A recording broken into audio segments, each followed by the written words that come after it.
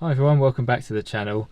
We're back in the Jaguar XK8 and there is a fair bit to update you on. So recently I had this car serviced. It was due its annual service towards the back end of last year, but I didn't get it done due to things going on and coronavirus, various lockdowns, meaning that I couldn't really get this over to a garage. But I took it over to Surrey Jag Centre, it's a local Jaguar specialist to me, and they're very knowledgeable in there, and they're very friendly.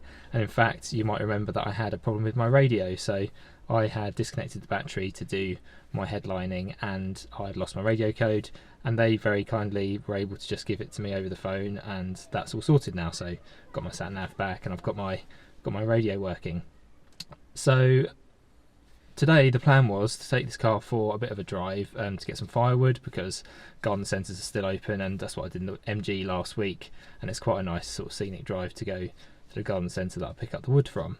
However, this morning I've attempted to start the car and it hasn't started, and it's the first time it's not done that actually, and a bit worried as always when things don't go quite to plan. Opened the bonnet, and what seemed to be happening was that the throttle body is making a clicking noise, and it seems like this could be a common fault on this type of XK8, XKR, XJ8 and XJR.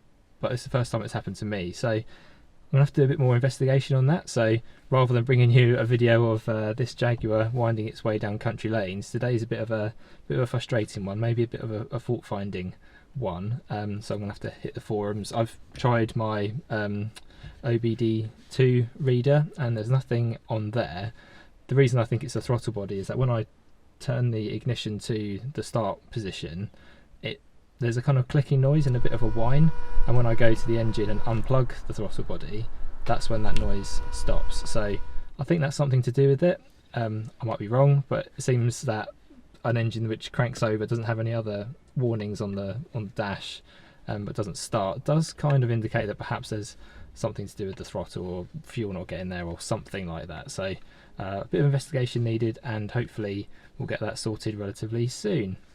So in terms of other bits and pieces on this car, I was going to do another bit of fault finding today, but the weather, surprisingly for January, is actually not too bad today. It's quite sunny, and the thing I wanted to show you was that my heated front window has gone slightly wrong as well. So when I took it for a service the other day, I put on the heated front screen because it was frosty or whatever, and the passenger side very quickly cleared with the heated front screen, but the driver's side, which is the side that you want, just stayed frosty. So I think perhaps either a fuse has gone or there's a connection that's broken somewhere, so something else that I'll have to investigate. The first thing I'll do, well, I want to try it when it's again a bit sort of steamed up and frosty, so I can see if it's worked, is just swap the fuses over and see if that works, or see if the driver's side fuse is broken, because that could be the simplest thing that it is. And then the other thing that I noticed actually some months ago now, was over the summer, was that one of my lights has quite a lot of water and condensation on the inside, and I only really noticed it this summer, and this is coming up to 2 years owning the car, so I'm not sure if it is something that's actually gone wrong with it there, or whether it coincided with me buying a pressure washer. So around July sort of time I got a pressure washer, and that's when I started cleaning this car with it, and maybe I've been overzealous with the spraying, and it's gone into the vent underneath the light unit there and got a load of water inside as possible.